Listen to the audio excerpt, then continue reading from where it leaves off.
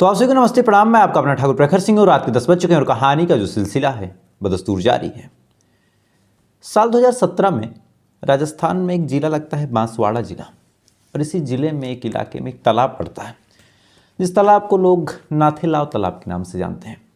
17 दिसंबर की तारीख थी। सुबह सुबह कुछ लोग अपने दैनिक क्रिया को करने के लिए, यानी जो लोग बाहर जाते हैं, ऐसे लोग उस तालाब के पास जाते हैं। अब तालाब के पास वो लोग जाते हैं हल्की हल्की सी सुबह। तो जैसे वो लोग पहुंचते हैं तो अचानक से उन्हें कुछ अजीब दिखाई देता है। कुछ कुत्ते हैं जो भूंक रहे थे और कुछ चीज़ को ज़मीन से निकालने की कोशिश कर रहे थे। अब ये चीज़ जब आसपास के लोगों ने देखी तो उन्हें बड़ा अजीब लगा। उन्होंने सोचा कि चलो पास से जाके देखते हैं। अब उन लोगों ने पास से जाके जब देखने की कोशिश की तो जो कुछ उन्होंने देखा उसे देखने के बाद वो लोग सन्न रह गए। दरअसल एक हाथ था जो मिट्टी से बाहर निकल रहा था। अब जैसे ही हाथ देखा और मिट्टी से बाहर निकला हुआ, यानी कोई लाश थी जो ज़मीन के अंदर दफन थी, उसे कुत्ते निकालने की कोशिश कर रहे थे। फ़ौरन इलाके में हड़कंप मची। मचने के बाद फ़ौरन पुलिस को फ़ोन किया गया। मौके पे पुलिस आती है। आने के बाद अब गड्ढा खोदा जाता है, उस लाश को बाहर निकाला जाता है, और जब उस लाश को देखा जाता है तो पता चलता है कि ये किसी 28 या 29 साल के लड़के की लाश है, यानी एकदम नौजवान लड़के की लाश। अब जैसे ही लाश की खबर आसपास के इलाकों में फैली, फ़ौरन पूरे इलाके में हड़कंप मच गई। सभी लोग जानना चाह रहे थे कि ये लाश किसकी है। पुलिस वालों से भी पूछा जा रहा। पुलिस वाले भी उस लाश की बाकायदा तफ्तीश करते हैं कि कोई कागज़, कोई डॉक्यूमेंट, कोई आधार कार्ड, कोई ऐसी चीज़ मिले तो लाश की पहचान हो। साथ ही उस लाश की जो तस्वीर थी वो आसपास के इलाकों में भी इत्तला कर देते हैं, यानी अलग अलग गांव के जो प्रधान थे उनको भेज देते हैं। साथ ही ये भी चेक करते हैं कि कोई मिसिंग कंप्लेन वगैरह तो नहीं दर्ज है। इधर बॉडी को फिर पोस्टमार्टम के लिए भेजते हैं। तस्वीरें अलग अलग मोबाइल पे अब शेयर हो रही, वायरल हो रही। लगभग 2 दिन गुजर जाते हैं। इधर पोस्टमार्टम रिपोर्ट भी आ जाती है। पोस्टमार्टम रिपोर्ट में क्लियर कहा गया था कि जो मरने वाला शख्स है इसकी उम्र वही 28 से 30 साल के बीच है, और साथ ही किसी ने इस शख्स का गला काटा है, यानी इसका जो कत्ल है गला काट के किया गया है। अब मामला हत्या का, साथ ही 28-30 साल का नौजवान, इलाके में और हड़कंप। लेकिन लगभग जब 2 दिन गुजरते हैं, पुलिस वाले इधर कोशिश कर रहे थे कि मरने वाले की पहचान हो जाए, शिनाख्त हो जाए। इसी दौरान एक गांव है, एक कॉलोनी है, श्री राम कॉलोनी। इसी कॉलोनी से एक परिवार आता है और आने के बाद पुलिस वालों से कहता है कि साहब, जो लाश आप लोगों को मिली है और जो तस्वीरें आप लोगों ने साझा की है, ऐसा लग रहा कि ये लाश हमारे ही बेटे की है। अब ये शब्द जैसे ही पुलिस वालों ने सुना तो सुनने के बाद फ़ौरन कहा कि आप एक काम कीजिए, लाश की शिनाख्त कर लीजिए। उसके बाद लाश उन परिवार वालों को दिखाई जाती है, और जैसे ही दिखाई जाती है फ़ौरन बेचारे बूढ़े माँ बाप फूट फूट के रोने लगते हैं और रोते हुए कहते हैं कि ये लाश हमारे ही बेटे विजय की है, जो 2-3 दिनों से लापता है। अब पुलिस वाले जब ये चीज़ देखते हैं, देखने के बाद जो बॉडी है माँ बाप के हवाले करते हैं। बेचारे बूढ़े माँ बाप अपने बच्चे की लाश को घर पे लेके जाते हैं। जाने के बाद जैसे तैसे करके अंतिम संस्कार करते हैं। साथ ही इधर हत्या का मामला दर्ज करते हैं। अब इधर पुलिस वालों के पास जब हत्या का मामला दर्ज हुआ, पुलिस वाले भी अपने तरीके से जांच पड़ताल शुरू करते हैं।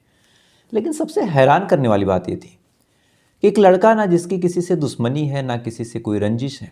परिवार वालों से पूछा कि क्या किसी से कोई दुश्मनी, कोई रंजिश? परिवार वालों ने साफ मना कर दिया। तो आखिर इस लड़के को मारेगा कौन, और इस तरह से मारने की वजह क्या थी? अब यही सवाल था जिसके पीछे पुलिस वाले भटकते रहे। तमाम तरीके की जांच पड़ताल कर ली, तमाम तरीके की तफ्तीश कर ली, गांव वालों से भी पूछा, आसपास के लोगों से भी पूछा, लेकिन ना ही कहीं से कोई सबूत मिला, ना ही कोई सुराग मिला। क्राइम सीन को भी बाकायदा चेक किया, वहाँ से भी कोई जानकारी नहीं मिली। पुलिस वाले अपने तरीके से तमाम कोशिशें करते रहे, तमाम तरीके की जांच पड़ताल करते रहे, लेकिन चाहे जितनी जांच पड़ताल करें, पुलिस वालों के जो हाथ थे हरदम खाली। ना कोई सबूत, ना कोई सुराग, ना ही कोई ऐसी चीज़। अब क्या करें? बहरहाल जब पुलिस वालों को कहीं से कोई सबूत, कहीं से कोई क्लू नहीं मिला, तब उन्होंने अपना सबसे पुराना हथियार अपनाया। उन्होंने सोचा कि क्यों ना पुलिस वाले जो हैं अगर गांव में फैल जाएं और गांव के जो लोग हैं उनको अपने भरोसे में लें, और उनसे इस बारे में कुछ पूछताछ करें तो हो सकता है कि कुछ बात बने। लिहाजा पुलिस वालों ने जब ये किया और आसपास के लोगों का जब भरोसा जीता, तब आसपास के लोगों ने एक खबर दी और इस खबर के हिसाब से जो मरने वाला शख्स था, जिसका नाम था विजय, उसका एक महिला से संबंध था और इस बारे में उस महिला के पति राजू को भनक थी और इस बात को लेकर अक्सर झगड़ा भी होता था। अब यहाँ से एक ऐसा क्लू मिला जिससे लगा कि शायद कुछ बात बने। अब पुलिस वाले जाते हैं, जाने के बाद राजू और उसकी बीवी को उठाते हैं। उठाने के बाद जब पूछताछ करते हैं तो शुरुआत में तो इधर उधर की बातें राजू ने घुमाई, लेकिन जब पुलिस ने शक्ति दिखाई तब राजू टूटता है और टूटने के बाद पूरी कहानी सुनाता है। दरअसल जो राजू था वो मूल रूप से कुवैत में काम करता था। अब पति बाहर, बीवी घर पे अकेले। इसी दौरान उस घर पे विजय का भी आना जाना हुआ। अकेलेपन ने जब बीवी को परेशान किया, सताया, तो राजू के बीच यानी राजू की बीवी और विजय के बीच कहीं ना कहीं नज़दीकियाँ बढ़ने लगी। नज़दीकी बढ़ते बढ़ते आगे बढ़ी। आगे बढ़ने के बाद दोनों एक दूसरे से मिलने जुलने लगे, एक दूसरे के साथ नाजायज़ संबंध में आ गए। लेकिन इसी दौरान अभी कुछ महीने पहले यानी साल 2017 में जब ये घटना हुई थी, उससे कुछ महीने पहले जो राजू है वो घर पे आता है। आने के बाद जब उसे खबर लगती है आसपास के लोगों से कि तुम्हारी बीवी का किसी से अफेयर है, तो काफ़ी नाराज़ होता है। नाराज़ होने के बाद अपनी बीवी को डांटता फटकारता है। जब बीवी को डांटता फटकारता है तो बीवी को भी अपनी गलती का एहसास होता है। वो मान लेती है कि उससे गलती हुई, उसे ऐसा नहीं करना चाहिए था, और उसके बाद वो विजय को छोड़ देती है। लेकिन इधर जो विजय था, जब उसे पता चलता है कि उसको छोड़ दिया गया तो ये सदमा वो बर्दाश्त नहीं कर पाता।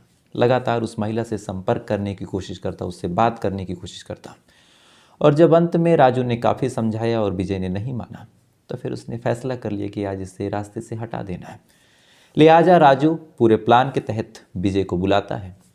बुलाने के बाद उसे अपने साथ लेके जाता है। जाने के बाद उसका कत्ल करता है।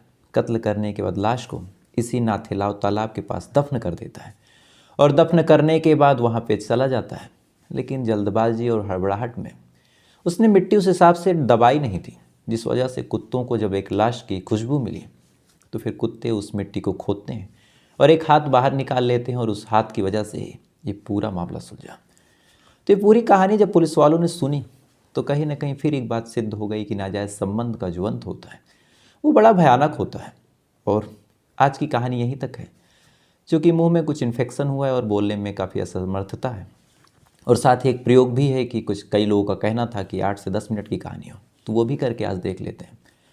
तो आपदा को अवसर में बदला, यानी मुंह में दिक्कत थी तो 8 मिनट की कहानी, देखते हैं जैसा रिस्पॉन्स होगा।